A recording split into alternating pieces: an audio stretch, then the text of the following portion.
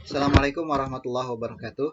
Kaifahalukum anak-anak? Mudah-mudahan semuanya dalam keadaan sehat walafiat. Pada kesempatan kali ini kita akan belajar tentang SKI kisah Isra Mi'raj Nabi Muhammad SAW.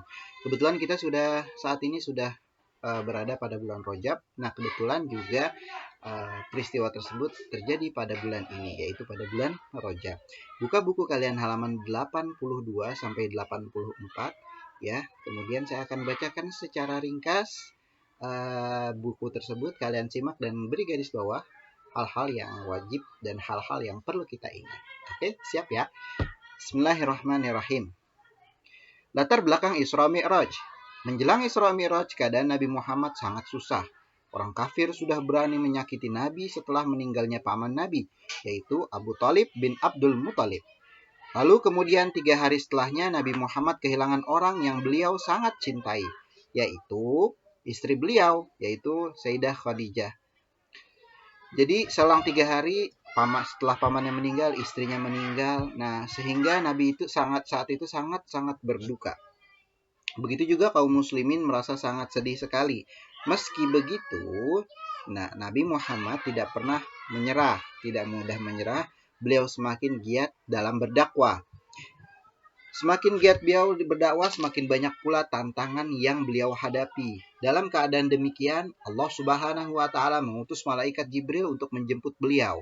Pada malam 27 Rajab tahun 621 Masehi, Rasulullah sedang duduk merenung di Hatim, sebuah tempat yang dekat dengan Ka'bah. Datanglah Jibril mendekati beliau dan mengajaknya untuk melakukan perjalanan jauh, yaitu Isra Mi'raj dari Masjidil Haram menuju Masjidil Aqsa. Ya. Lalu bahkan perjalanan itu ditempuh dengan waktu yang sangat cepat. Ya. Allah bermaksud menunjukkan tanda-tanda kekuasaan dan kebesarannya. Peristiwa itu merupakan peristiwa yang sangat menakjubkan. Hanya dalam waktu secepat kilat perjalanan itu dapat ditempuh. Itulah cara Allah menghibur Nabi Muhammad yang sedang dalam keadaan sedih.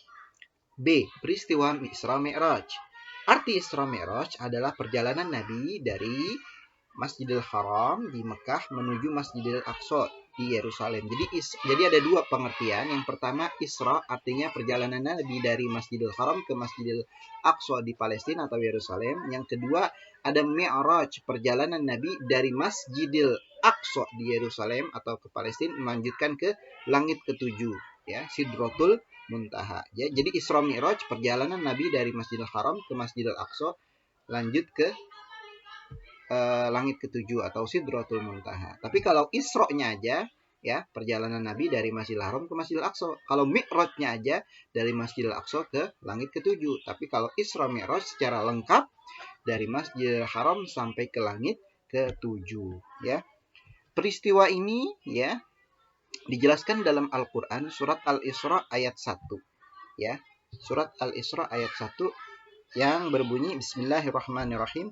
Subhanalladzi asra bi 'abdihi lailan minal masjidil haram ilal masjidil aqsa alladzi barakna haulahu linuriyahu min ayatina innahu huwas samiul basir. Maha suci Allah yang telah menjalankan hambanya yaitu Nabi Muhammad pada malam hari dari Masjidil Haram ke Masjidil Aqsa yang telah kami berkahi sekelilingnya agar kami perlihatkan kepadanya sebagian dari tanda-tanda kebesaran kami, yaitu Allah. Sesungguhnya dia maha mendengar, maha melihat. Allah maha mendengar, Allah maha melihat. Peristiwa Isra Mi'raj berawal ketika Nabi Muhammad berada di Hatim, yang tadi tempat dekat Ka'bah itu. Malaikat Jibril datang, kemudian membelah dada Nabi Muhammad, ya. Lalu setelah itu kemudian dicuci hatinya, diambil hatinya, dicuci hatinya dengan air Zam-Zam. Setelah dicuci dimasukkan dua hal, yaitu iman dan hikmah, ya. Yang dimana iman tersebut tadinya udah ditaruh di sebuah bejana atau sebuah tempat emas. Dengan demikian, dengan dibimbing oleh malaikat Jibril, Nabi Muhammad melakukan perjalanan dengan menaiki buraq, ya. Dalam perjalanan itu Nabi Muhammad melewati Madinah atau Yasrib, ya, melewati satu. Yang kedua melewati Madian, tempat Nabi Syuaib menyiarkan Islam.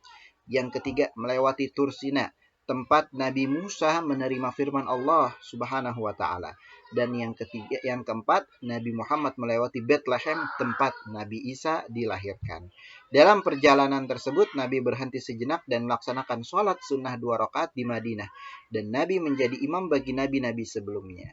Tuh, luar biasa. Nabi meskipun Nabi terakhir, tapi beliau menjadi imam untuk nabi-nabi yang sudah ada terdahulu. Selesai sholat, malaikat Jibril datang membawa 2 gelas berisi susu dan 1 arak. Arak itu khamar. Nabi memilih susu.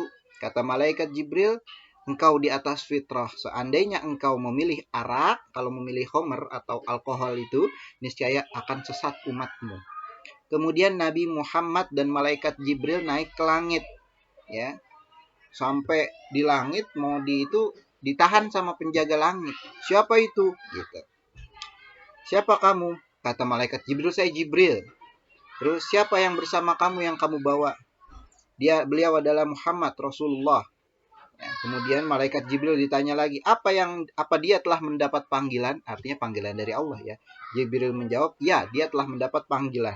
Mendengar jawaban itu, penjaga langsung membukakan pintu, lalu ia mengucapkan salam kepada Nabi Muhammad Sallallahu Alaihi Wasallam. Di langit pertama ini, Nabi Muhammad Sallallahu Alaihi Wasallam bertemu dengan Nabi Adam Alaihi Salam. Ya. Namun, anehnya ada suatu peristiwa yang aneh. Ya. Ketika Nabi Muhammad melihat samar-samar wujud berwarna hitam di sebelah kanan dan kiri Nabi Adam, jika melihat ke kanan, Nabi Adam tertawa. Kalau melihat ke kiri, Nabi Adam menangis. Apa itu? Mereka yang berada di sebelah kanan adalah ahli surga, dan di sebelah kiri adalah ahli neraka atau penghuni-penghuni neraka.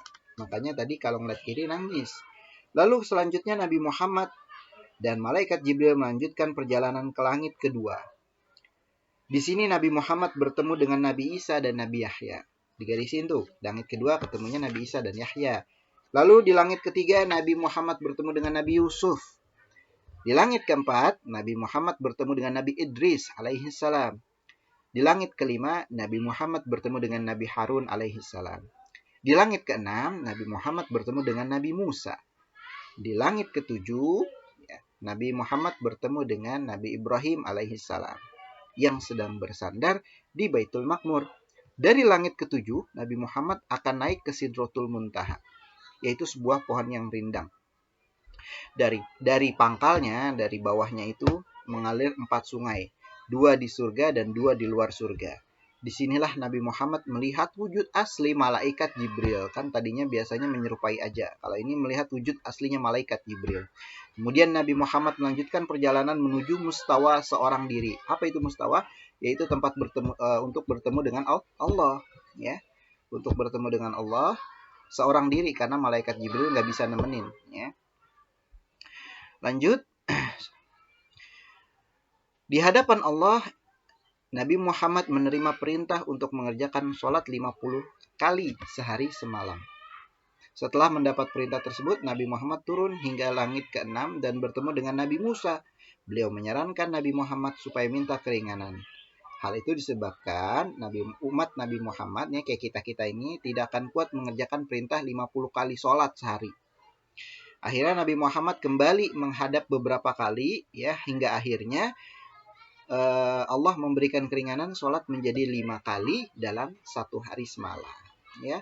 Setelah menerima perintah sholat tersebut, Nabi Muhammad kembali ke dunia ditemani oleh malaikat Jibril. Peristiwa Isra Mi'raj ini memberikan tambahan keimanan, ketahanan, ketetapan, serta keyakinan Nabi Muhammad dalam menegakkan ajaran agama Islam sampai titik darah penghabisan.